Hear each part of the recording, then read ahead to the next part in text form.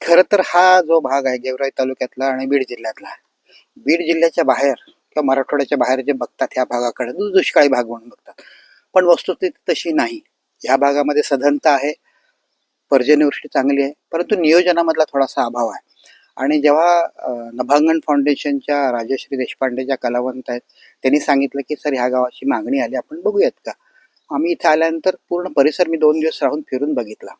म्हणजे इथून आता बेली तांडा किंवा रेखानाईक तांड्यापासून आपले खाली बोरगावपर्यंत जर बघितलं हा पूर्ण एकंदरीत इंटिग्रेटेड वॉटरशेड आहे. टोटल 7 किलोमीटरचा हा वॉटरशेड आहे आणि त्याला येऊन मिळणारे अनेक प्रवाह आहेत. आणि शेवटी सिंदफणा नदी मिळते, सिंदफणा पर्यायाने गोदावरीला मिळते मंदिरातला. हे सगळं बघितलं, इथली माती, इथली झाडझाडवर हे बघितल्यानंतर समृद्धी आहे, फक्त नियोजन करणं गरजेचं आहे. आणि जेव्हा इथं तलावाला बघायला आलो आम्ही, वरचा तलाव आपण वर, त्या तलावामध्ये 2 कोटी लिटरची साठवण क्षमता आहे, पण तो तलाव लिकेज होतो. आणि तलावाच्या एकदम खाली, बिलकुल तलाव संपला की खाली 3 एकर जमीन एकाची होती. तो म्हणला सर माझी ही जमीन तो वापसात येत नाही. वापसा नाही म्हणजे काय, ही माझी ओलच राहते, खरीपाला मला पिकवता येत नाही, रबीला पाणी राहत नाही. मग नंतर जेव्हा अभ्यास केला आणि लोकांशी बोललो, जुने आम्ही मॅप काढले गुगल अर्थवरचे आणि ह्याच्यावरचे, आणि लोकांशी बोललो, तर त्यांनी सांगितलं ह्या ठिकाणी आम्ही पोहायला शिकलो अशी काही सांगणारे लोक त्या ठिकाणी होते. मग तिथं जमीन समतल होती. मग इन्फ्लुएन्स असा आला की ही खूप डीप आणि हा ओढाच होता, नदी होती.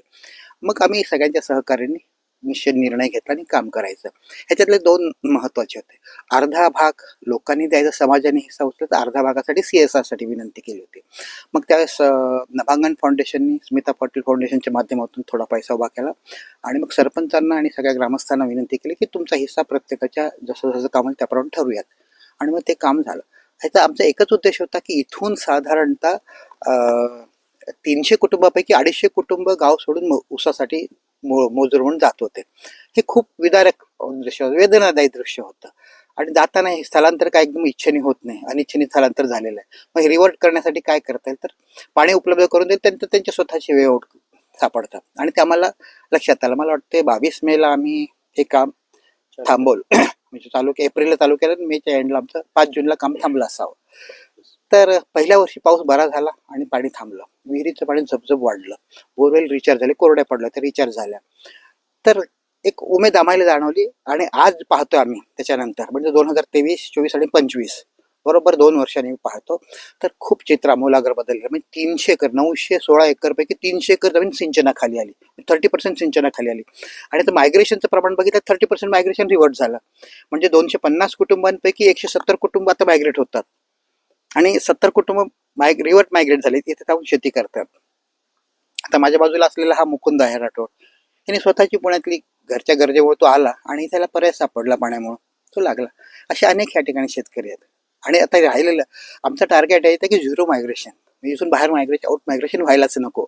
अगदी महत्वाकांक्षेसाठी जाणं वेगळं, पण मजुरीसाठी अपरिहार्य डिस्ट्रेस मायग्रेशन नको, हा उद्देश आहे. यासाठी काय करावं लागणार आहे, वरचा जो तलाव आहे त्या तलावाची साठवण क्षमता 2 कोटी लिटर आहे.